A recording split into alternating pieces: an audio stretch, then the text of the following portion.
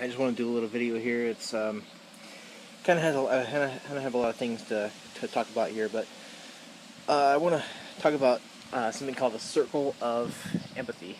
A circle of empathy kind of has I would kind of call it also intermonadic circles of empathy.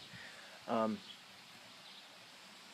a monad, in this sense, would be something that each of us have,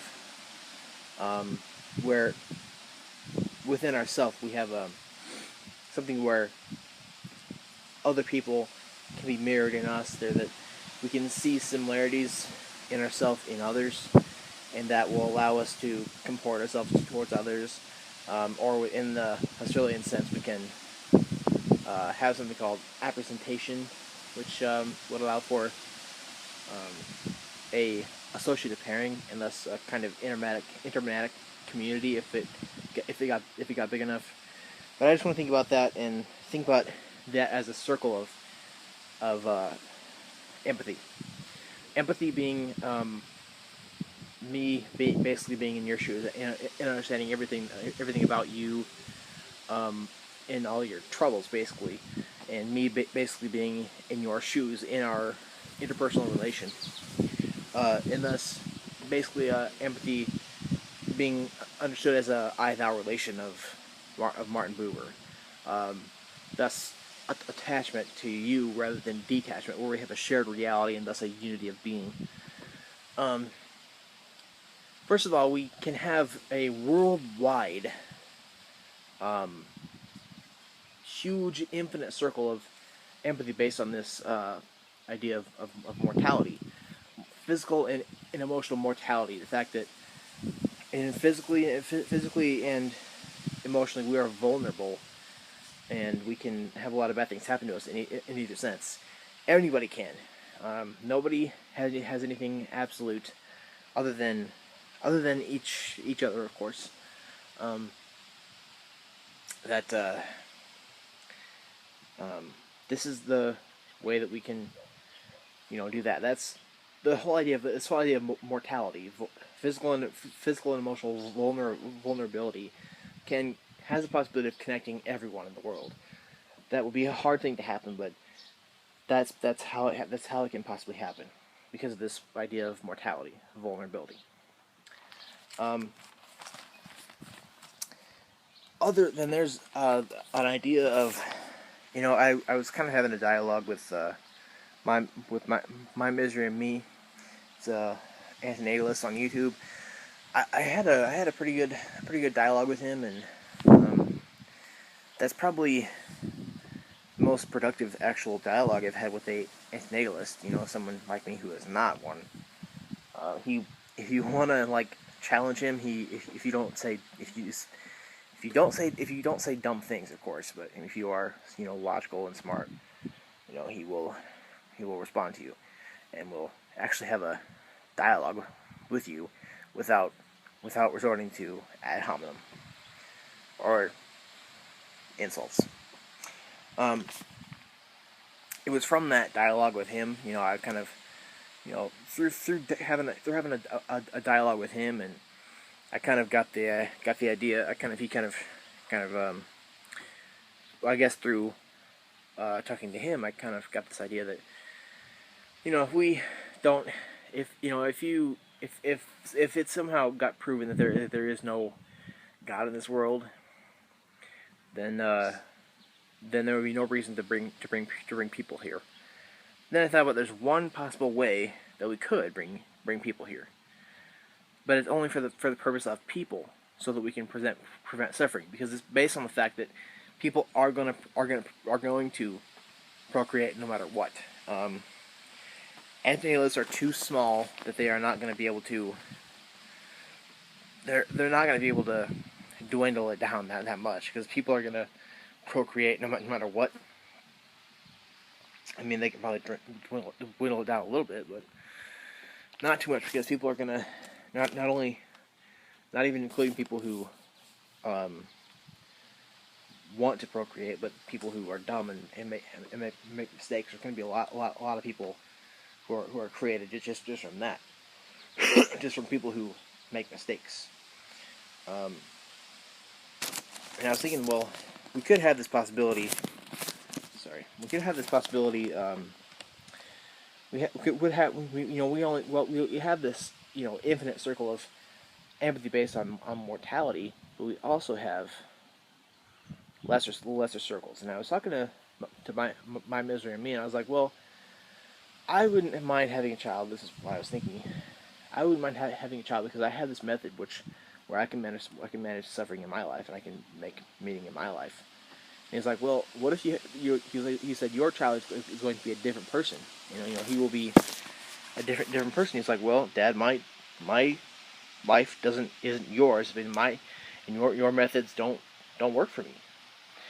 And I was thinking about that, and I was thinking about having a possibility of thinking about like lesser circles of empathy, or let's say we have there's lots of people in the world who have cancer and have pain from that. There's people who have mental illness of various kinds, and we can have circles of people who have those problems. And depending on the problem you have, you could attach yourself to those certain circles of people who have had those problems. Then thus you can manage your suffering by learning what those people did, because those people have had the same problem you have. Let's say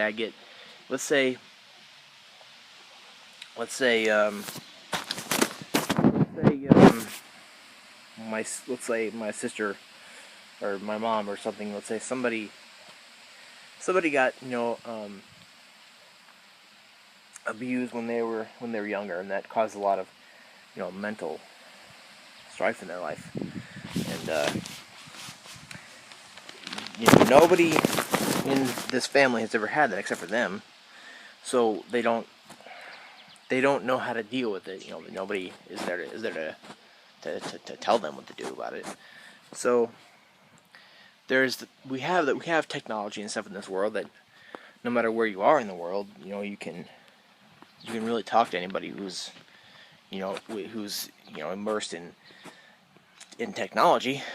So let's say we had a smaller circle of empathy of tons of people who've been raped and abused or whatever, and she could attach herself interpersonally into that group, and thus from that, having a shared unity with that circle of people, she could learn to manage her suffering that way.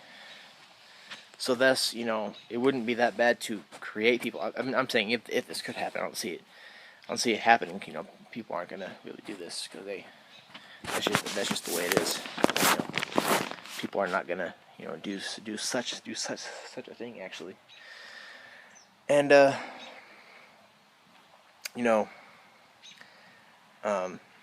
she could attach herself to that group of people, and thus from that she could learn to manage her suffering because of what had happened to her. And then we could have that for every single for every single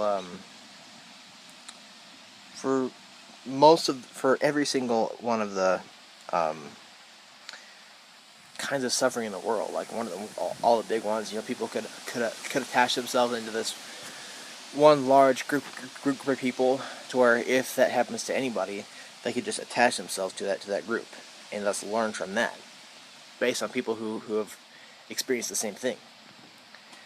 And I was thinking about this also, and then the only thing that's preventing this is because people don't like each other. There's things about others that will turn you away or make you not like people or whatever. Because I experience it.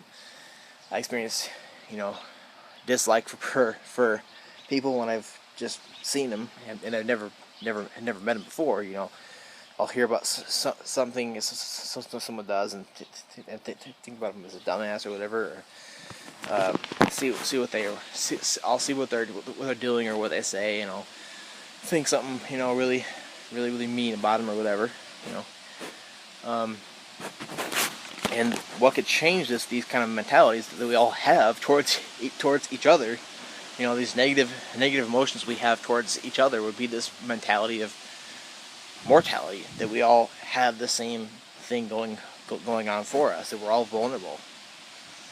So yeah, I had this idea mostly because I've been thinking a lot about ambiguity of the world and our lives, and I don't know. I feel like if we had all these little circles, it would if it ever worked out, if we had this idea of mortality or vulnerability, get so embedded into our society that we got all these circles of people, this groups of people, to where no matter what happens in your life, you can just attach yourself to this group. Or no matter what happened to you, you could attach yourself to this group, and thus, you know, in that there would be a method to manage your suffering, and that right there, if it could happen, that would be the only possible defense against antinatalism, without there being a God. Because then, if you are a theist, then antinatalism, is not going to be a big deal. It's not going to matter that much. You're going to have a reason to procreate because of God's being there. But if you are an atheist and you don't believe in God, then this idea of circles of empathy of people is the only possible defense of antinatalism, because that having people be created would be you would procreate for the very purpose of suffering in the world, to where whatever happened to your kid, he could just attach himself interpersonally to this group, and thus he would manage his suffering that way, and thus he would serve in that group and help whoever else experiences the same thing, and thus he would have a purpose in life, against suffering, based on the experience of suffering that you personally have had.